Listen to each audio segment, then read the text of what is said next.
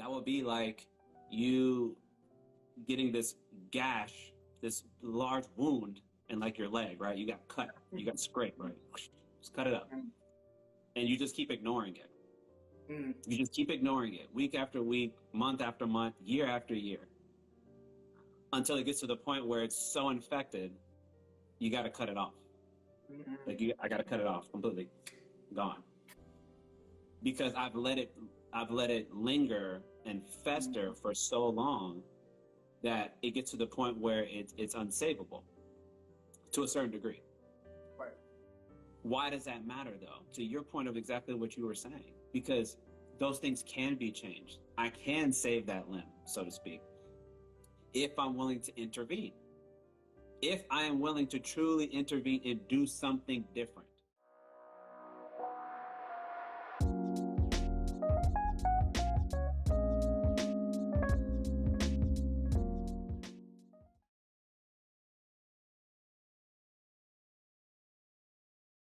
I was going to ask you about why men should ask for help more often. In your, Oh, in your okay. That's a good starting point. Um, right? oh yeah, why should we do it more often? Well, I would say we see a lot of the effects of what happens when we don't do that, like when it's just us. And I think for a lot of us, the consequences, I like to think of it in terms of what happens when you don't do it to maybe be a sense of motivation of why we should do it.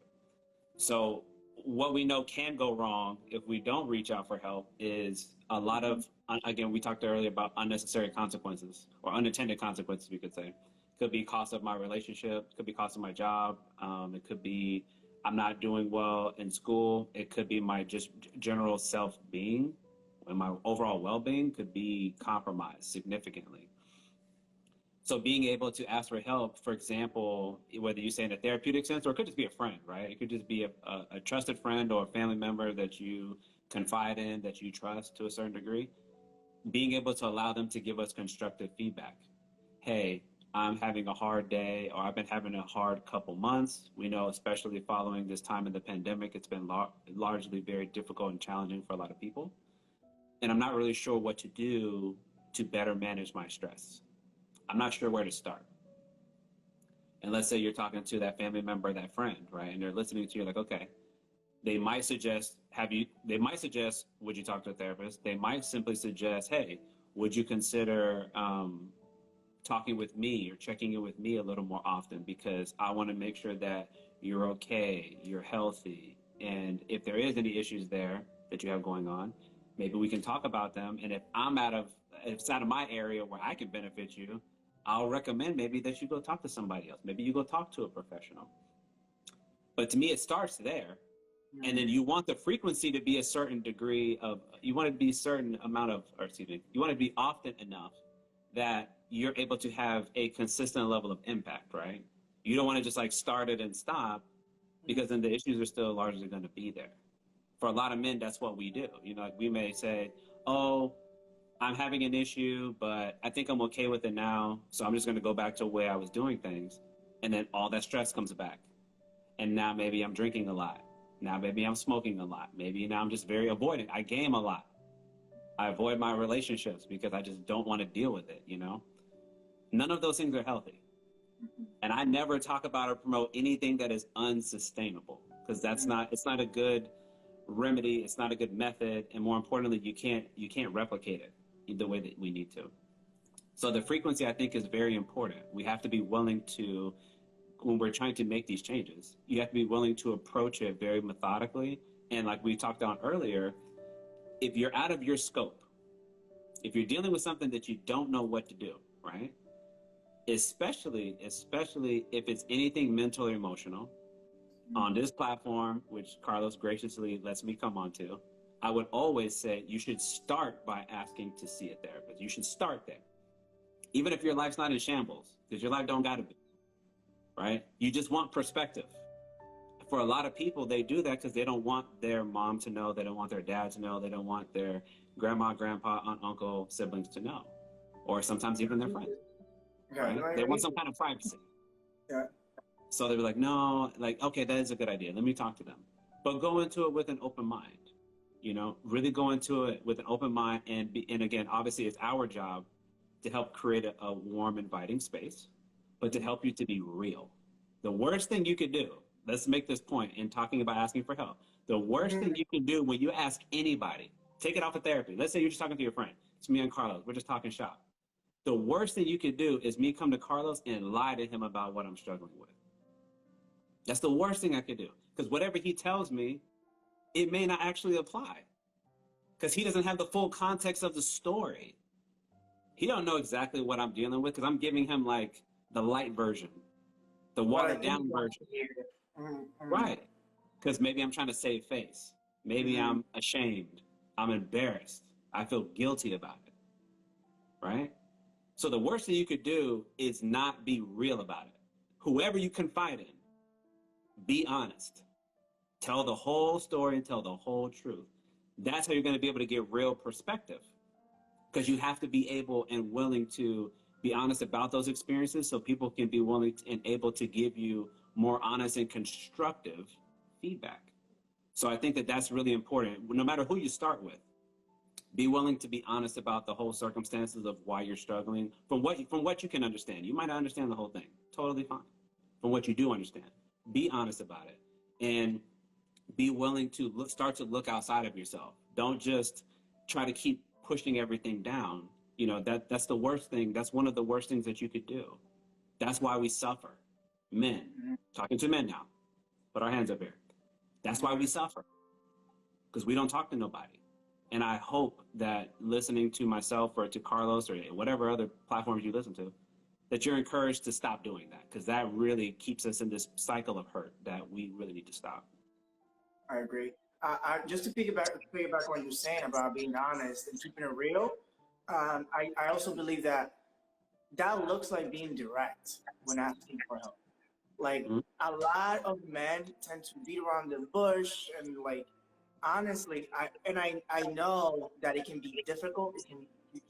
Some fear can come up, like all this stuff, the ego and everything might be happening. But it is more helpful for the person that's providing the help when you're direct about you. Hey, like I do want you to help me. This is what I want from you.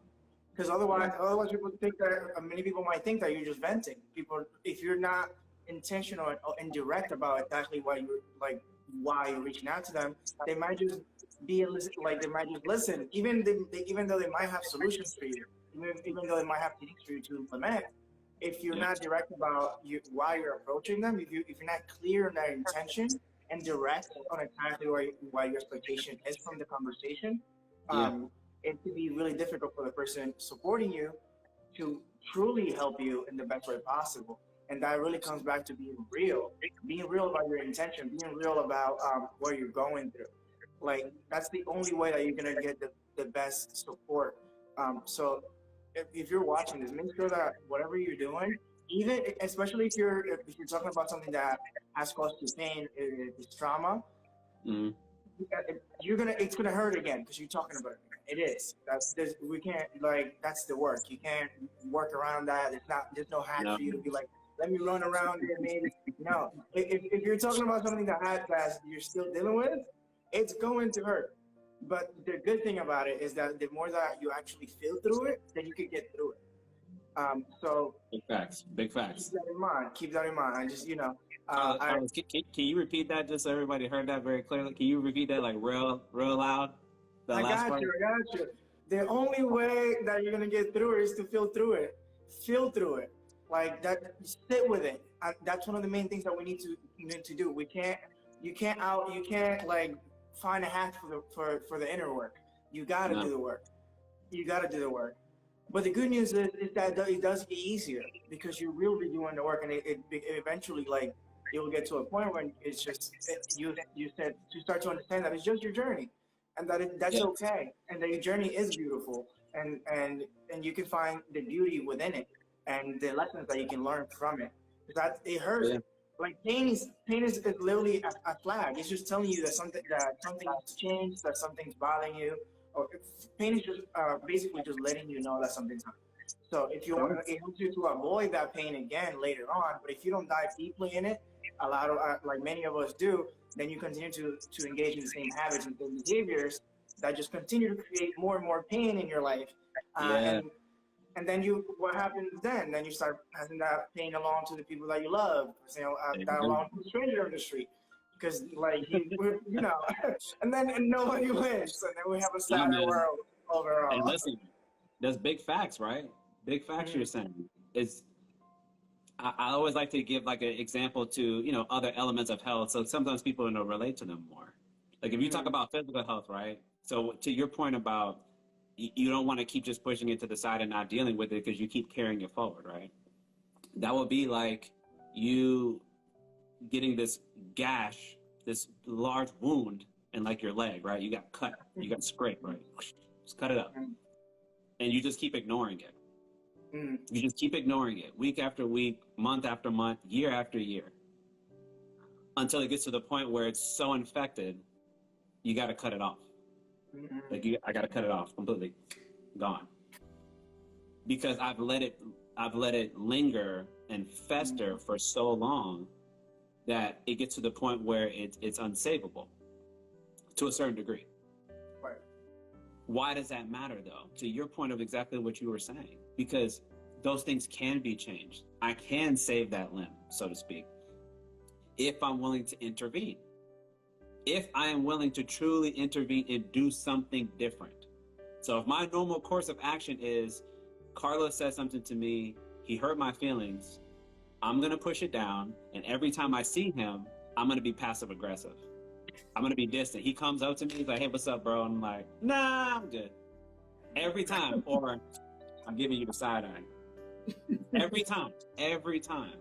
And he's like, he's a pretty intuitive brother. So he's like, yo, what is up with him? Why is he acting like that? And I'm like, I don't want to talk about it. But yo, if you don't talk about it, we're never going to get to resolution. We're never going to get to understand why we feel the way that we feel. Why can we not interact more smoothly? Why can we not keep it pushing and move forward? Because I'm willing to let that pain go, that hurt go. I don't want nobody to tell me the truth about the situation. I want to just feel how I feel, even if my feelings are making me miserable. As Carlos said, the pain, Mhm. it's just there. But what so many of us do, though, right? I want to echo that point you said. A Yeah. lot of us want this microwaved approach. Like, can we just fast track through my pain? Unfortunately, brothers and sisters out there, no, Mhm. you can't. To Carlos's point, you cannot microwave this process, and you don't want to. Even in the moment when it feels unbearable sometimes, you don't want to fast track that process. You want to feel that pain because number one, it helps you appreciate when you're not there, which is why journaling helps because you can go back and see where you were and see where you're at today. But also, the benefit is that as you continue to go through that process and you continue to process a lot of that, as Carlos was touching on, you get a little more desensitized. It's not quite as impactful. On day one, when I felt some kind of way about Carlos, me feeling like he was mistreating me, he might not have actually been. That's just how I interpreted it. Day one of me trying to deal with that, I'm still really pissed off. I'm still really angry. Every time I see him, I don't want to talk to him. But then I keep talking about it. I keep reflecting on it. I get more perspective from the other friends in our group that know both of us. And it's like, bro, I don't know if that's what he was trying to do. Are you sure you're not misreading? And I start to confront myself. Why do I feel like that? Did he actually say something offensive to me, or was he really trying to slight me, or was he really trying to disrespect me? Or was that my interpretation? Did I ever clarify? And once I start going through that process, I might recognize, oh, maybe it wasn't something that he did. Or maybe the intensity of that emotion, that anger, that frustration, maybe it's not as strong anymore. And I can sit down and say, hey, bro, can we talk? And we can actually have a productive dialogue because I'm not like as sensitive. I'm not as much in my feelings, and we can actually have a productive discussion about whatever it was that I was upset about.